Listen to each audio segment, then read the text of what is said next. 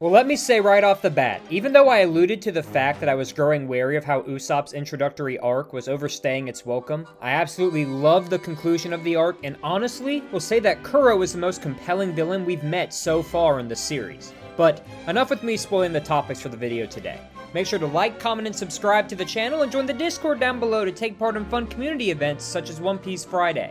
And with all that being said, let's jump into One Piece Volume 5, For Whom the Bell Tolls, featuring chapters 36 to 44. Part 1, The Defeat of Kuro and Jango. This will cover chapters 36 to 39. As I mentioned at the very start of the video, I found the final fight of the Usopp arc to be extremely compelling, but not so much based on the fighting itself, but rather the character moments we see throughout the fights. This part of the volume is primarily split into two separate factions, Luffy versus Kuro, and Usopp, his crew, and Kaya versus Jango. I'll start off with the Jango fight, then cover the Kuro fight, and end off where the two stories overlap. Easily my favorite part about the Jango fight is the Usopp pirates and how their creativity in battle matches that of their captain. As I mentioned back when we met Buggy, I really enjoyed how Oda made the Buggy pirates feel like they were offshoots of Buggy himself, and this is arguably more so the case here with the Usopp pirates. The three little kids don't rely on their raw strength alone, but instead rely on their quick wit and trickery to fight Jango, something we saw on full display when Usopp fought against the Black Cat pirates. Some of the techniques used by the Usopp pirates include pretending to be hypnotized, throwing pepper in the face of Jango, and taking a page from Luffy's book, the patented Usopp Pirate Crotch Shot. Now, this doesn't mean that Usopp pirates gained the upper hand. In fact, the fight turns on Kaya stepping in to say that she will write a will giving everything to Kuro so long as the kids are not harmed. Terms to which Jango agrees. I also love this panel where the kids are lying down, clearly exhausted and defeated, but say that they won't ever cower or give up because it isn't what their captain would do. Speaking of their captain, Zoro dispatched of Butchin is aimlessly making his way to find the boys with Usopp on his back. Usopp's entire body gave out as he attempted to chase down the boys. Zoro picked up Usopp to carry him the rest of the way, leaving Luffy to deal with Kuro. Now, before I talk about the compelling character moments we have with Kuro, I want to quickly talk about his ability. Kuro is able to move at incredible speed and slice his opponents using his sword-clad hands, meaning that Luffy was required to use his intellect to defeat Kuro, rather than just his raw strength. This causes Luffy to slow down and survey his surroundings, and more importantly, gain a deeper understanding of his opponent. This is when it is revealed that Kuro's plan was primarily based on his desire to give up being a pirate. And this is when, for the first time in One Piece, the audience is presented with the negative side of being a pirate. Kuro mentions how he is constantly being chased by the Navy, worried about being betrayed by his crew, and how a life of pirating is just simply exhausting. We find out that 3 years ago, Kuro used Jango's ability to hypnotize the notorious Captain Morgan, who later became Axe Hand Morgan, into believing that he captured Kuro, leading to a decoy being killed, and the world believing that Kuro was dead. And, oh, by the way, that weird jaw thing that Morgan has, yeah, that's all thanks to this guy here. I find Kuro compelling because, for better or for worse, he is the polar opposite of Usopp. Usopp lies to make others feel better, and for other reasons which we'll cover in part 2, while Kuro is quite literally suffering from an identity crisis, and is lying to himself and everyone around him. Not for some noble purpose, but rather purely selfish reasons. Kuro wanted to kill his old crew, and hide from his past, wanting to become something he isn't, to create a life built on lies. Usopp, on the other hand, lies for the benefit of others, and takes pride in his past and his parentage. I think this makes Kuro deeply compelling, as it makes complete sense why he would hate Usopp, because Usopp has something Kuro will never obtain: pride in what he is. Luffy takes note of this and tells Kuro that he is nothing like Usopp before delivering a finishing blow on Kuro, not only for insulting Usopp and attacking the village, but also for having the gall to call himself a pirate. I also find it fitting that Kuro and Jango are both defeated at the same time and at the end of the same chapter. Now, you might assume that Zoro landed the finishing blow on Jango, right? Nope. Zoro simply cut down a branch, giving Usopp a clear shot, and as he releases his slingshot, Usopp has successfully saved his village.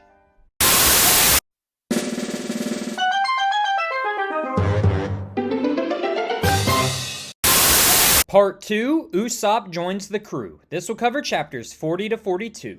The ending of our time with Usopp's village was extremely emotional for me. In fact, I'll be the first to admit that I teared up over one particular part of the story. It happens when Usopp tells his crew and Kaya that he does not want the village knowing about what happened, something that his crew and Kaya accept. This is when we see the citizens of the village wondering where Usopp is, making light of the fact that it doesn't feel right to start their day without hearing from Usopp. And the members of the mob who chase Usopp away are actually worrying that they might have gone too far and too hard on him the day before. I got emotional here because it shows how much Usopp means to the people of his village, and how much the village loves their hero, even though they will never truly know what he did for them and the heroic deed that rescued them and allowed them to live another normal day. This leads to two climactic moments. Usopp disbanding the Usopp Pirates for a life at sea, and Kaya giving Luffy the Going Merry. Now, my manga called it the Merry Go, but we're going to ignore that for obvious reasons. I find the disbandment of the Usopp Pirates to be a fitting end for the characters, as they all share their own individual dreams, none of which involve the boys becoming pirates, and Usopp makes the boys promise that they will all achieve their dreams. I love how much admiration the boys had for Usopp, initially wanting to hear more of Usopp's stories, but coming to view him as a leader, and also as an older brother of sorts. The scene where Luffy and the crew receive the Going Merry is filled with excitement and even some comedy, as we see Merry attempting to explain how the ship operates to a very confused Luffy, while Nami watches on in disbelief. This is also where we finally have Usopp join the crew, and fittingly, Luffy doesn't ask Usopp to join the crew, as he thought it was a given that Usopp would join the team. Usopp is overcome with joy, and as the crew sails away, the audience finally learns more about Usopp's lies. Merry reveals that Usopp lost his mother after his father went to sea, and he had run throughout the village announcing that the pirates were coming as a way to cope with the fact that his mother was sick, and in hopes that his father would come home to take him out to sea. Usopp never caused the stir to be a nuisance to the village, but rather as a way to cope with the hardship of life, and to find hope that his situation would one day change for the better.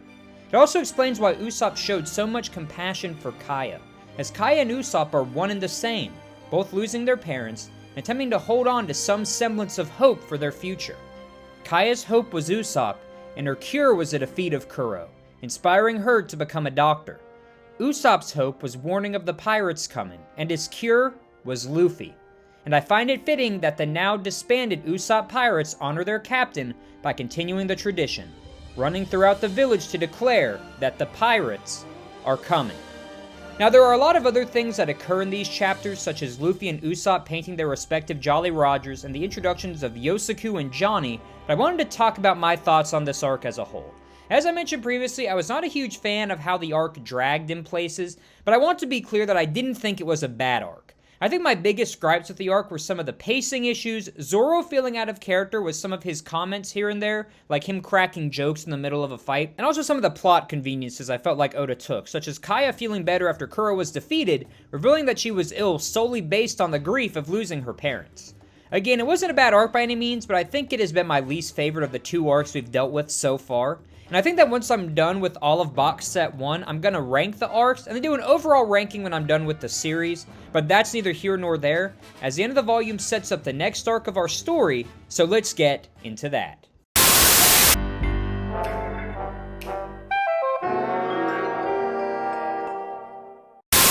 Part 3, Sanji and the Baratie. This will cover chapters 43 to 44.